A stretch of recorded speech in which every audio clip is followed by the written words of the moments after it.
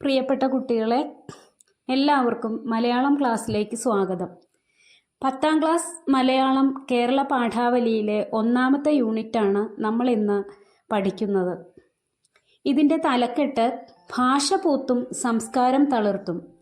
തലക്കെട്ടിൻ്റെ ആശയം നമുക്ക് എന്തെന്ന് മനസ്സിലാക്കാം. ആശയവിനിമയത്തിനുള്ള ഒരു ഉപാധിയാണ് ഭാഷ. അതിലുപരി ഒരു ജനതയുടെ സംസ്കാരത്തിൻ്റെ പ്രതീകവുമാണ്. വാക്കുകൾ വെറുതെ കോർത്ത ചരടല്ല ഭാഷ. നമ്മുടെ സംസ്കാരത്തെ രൂപപ്പെടുത്തുന്നതിൽ മാതൃഭാഷയ്ക്ക് നിർണായകമായ പങ്കുണ്ട്.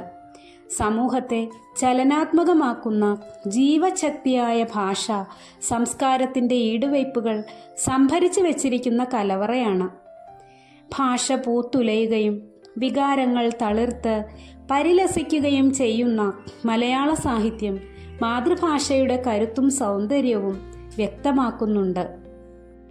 ഈ യൂണിറ്റിൽ നമുക്ക് പ്രവേശകാധ്യായമായി നൽകിയിരിക്കുന്ന ഖസാക്കിൻ്റെ ഇതിഹാസം എന്ന നോവലിലെ ഒരു ചെറിയ ഭാഗം വായിക്കാം. ഇന്നൊരു കഥ പറയാം, അയാൾ പറഞ്ഞു. എന്ത് കഥയാ വേണ്ടത്? കുട്ടികളെല്ലാവരും ഒന്നിച്ച് സംസാരിക്കാൻ തുടങ്ങി. സാർ സാർ, സുറുമയിട്ട പെൺകുട്ടി കൈ ഉയർത്തിക്കാട്ടി. പറയൂ, രവി പറഞ്ഞു. സാർ, ആരും ചാകാത്ത കഥ. രവി ചിരിച്ചുപോയി. അവൾ തുടുത്തു. എന്താ പേര്? രവി ചോദിച്ചു. കുഞ്ഞാമിന. ശരി, രവി പറഞ്ഞു. രവി കഥ പറയാനൊരുങ്ങി. നമുക്ക് ഇതിനോടനുബന്ധിച്ച് പാഠഭാഗത്ത് നൽകിയിട്ടുള്ള ഒരു ചോദ്യമുണ്ട്. അത് എന്താണെന്ന് നോക്കാം. കഥ മാത്രമല്ല, എല്ലാം വൈകാരികമായി അവതരിപ്പിക്കാൻ ഭാഷ വേണം, മാതൃഭാഷ വേണം. ചർച്ച ചെയ്യുക. ഈ ചോദ്യത്തിന് നമുക്ക് എന്തുത്തരം കൊടുക്കാം? നമുക്കതൊന്ന് നോക്കിയാലോ. ഭാഷ എല്ലായ്പ്പോഴും വികാരത്തിൻ്റേതാണ്, ആശയവിനിമയത്തിൻ്റേതാണ്.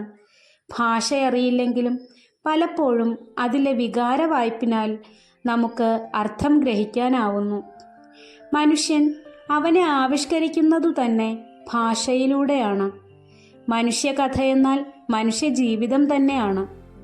കഥ പറയാനും കേൾക്കാനും മനുഷ്യന് ജന്മസിദ്ധമായ വാസനയുണ്ട്.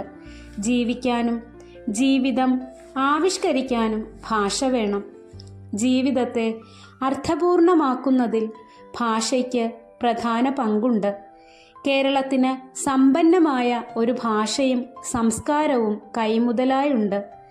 മലയാളിയുടെ ജീവിതവും ദർശനവും മനോവ്യാപാരങ്ങളും സൗന്ദര്യബോധവും ആഹ്ലാദ അനുഭൂതികളും എല്ലാം സാഹിത്യരചനകളിലൂടെ ആവിഷ്കരിക്കപ്പെടുന്നു.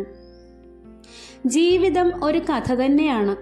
ഖസാക്കിൻ്റെ ഇതിഹാസം എന്ന കൃതിയിൽ ഖസാക്കിലെ രവി കുഞ്ഞുങ്ങളോട് പറയുന്ന കഥയിൽ മാനവികതയുടെ വലിയ പാഠങ്ങളുണ്ട്.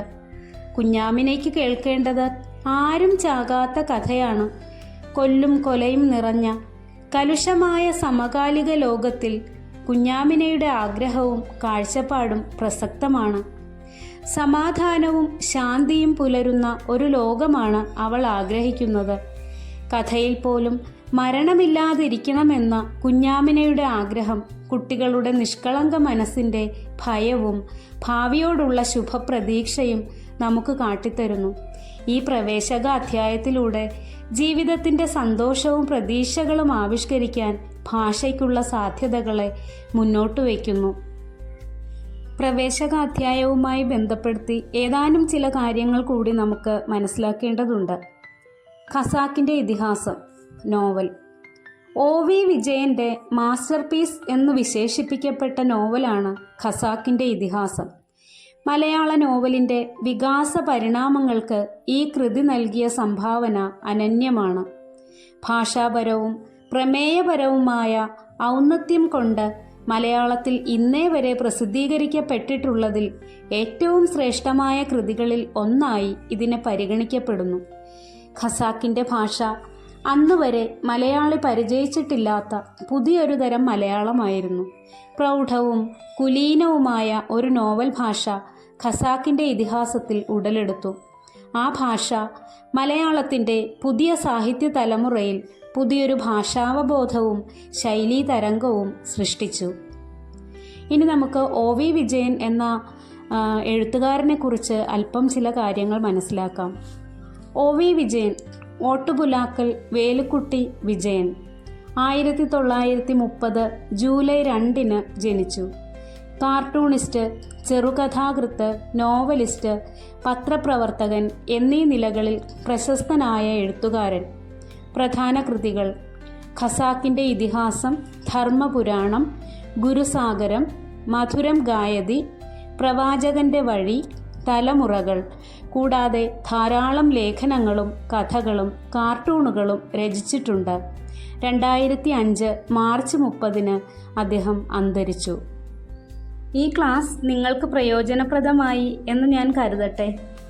ക്ലാസ്സിനെ കുറിച്ചുള്ള നിങ്ങളുടെ സംശയങ്ങളും നിർദ്ദേശങ്ങളും കമൻ്റായി രേഖപ്പെടുത്തുക. ഈ യൂണിറ്റിലെ 1ാമത്തെ അധ്യായമായ കഥകൾ അതിമോഹനം എന്ന പാഠഭാഗവുമായി നമുക്ക് അടുത്ത ക്ലാസ്സിൽ വീണ്ടും കാണാം. നന്ദി.